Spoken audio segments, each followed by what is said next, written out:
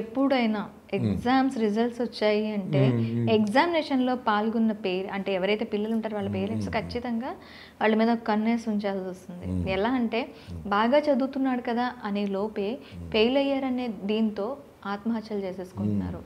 అంత సెటిల్ అయిపోయింది, జాబ్లో రెసెషన్ వచ్చింది తీసేశారు, ఎవరికి చెప్పుకోలేక నిమిషాల్లో ఆత్మహత్యలకి ఇదవుతున్నారు. అసలు ఏదైనా ఫెయిల్యూర్, బిజినెస్లో ఫెయిల్యూర్ లేదా ఫ్యామిలీ ఫెయిల్యూర్, దీన్ని కూడా తట్టుకోవడం, లవ్ ఫెయిల్యూర్, ఎడ్యుకేషన్ ఫెయిల్యూర్, ఇలా చాలా ఫెయిల్యూర్స్ ఇప్పుడు మన చుట్టూ ఉన్న సొసైటీలో ఫెయిల్యూర్స్ ఎక్కువగా ఉంటున్నాయి. అసలు ఒక ఫెయిల్యూర్ వచ్చిన తర్వాత దాన్ని తట్టుకొని నిలబడ్డా ఎలా? అసలు failures are blessing, failures are blessing అని చెప్తున్నా. ఎందుకంటే ఫెయిల్యూర్ కాకుండా సక్సెస్ ఎంజాయ్ రాదు, మనకు మజా రాదు. ఆ ఫెయిల్యూర్ వచ్చినప్పుడే కదా it's stepping stone for success. Failures are stepping stone for success. మీరు ఫెయిల్యూర్ కాకుండా అక్కడే ఉంటాం, ఫెయిల్యూర్ అయితే ఇక్కడే ఉంటాం, ఇంకా పైకి వెళ్తూ ఉంటాం. కాకుండా ఫెయిల్యూర్ ఉన్నప్పుడు ఎలా తట్టుకోవాలని దాని మోస్ట్ ఇంపార్టెంట్. దీని మా సైకాలజీలో చాలా ఉన్నాయి థెరపీస్. మనం థెరపీస్ కావాలి కాగ్నేటివ్ బిహేవియర్ థెరపీ. ఇది చాలా పెద్ద థెరపీ.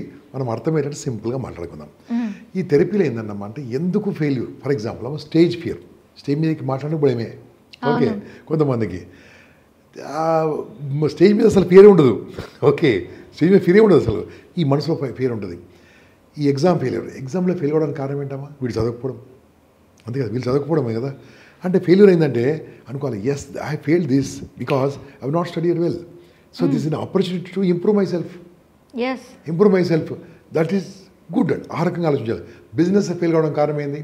మనుషులు నమ్మి అప్పు ఇవ్వడమో, ఓకే, టైమ్లీ పోకపోవడమో, టైమ్లీ కొనకపోవడమో, టైమ్లీ అమ్మకపోవడమో, తప్పంతా మళ్ళీ ఇస్తుంది, ఇంకెవరు కాదు. అది నేర్చుకోండి. అదే నేను అనవసరంగా అప్పు ఇచ్చాను, అప్పిస్తే తిరిగి రాదమ్మా, ఇచ్చేంతవరకు మనకు తిరిగి రాదు. మళ్ళీ ఇటువంటి విషయాలు సరిదిద్దుకోవడం వల్ల ఛాన్స్ ఉంది. చనిపోయామనుకోండి, ఏమవుతుంది? ఏం కాదు కదా.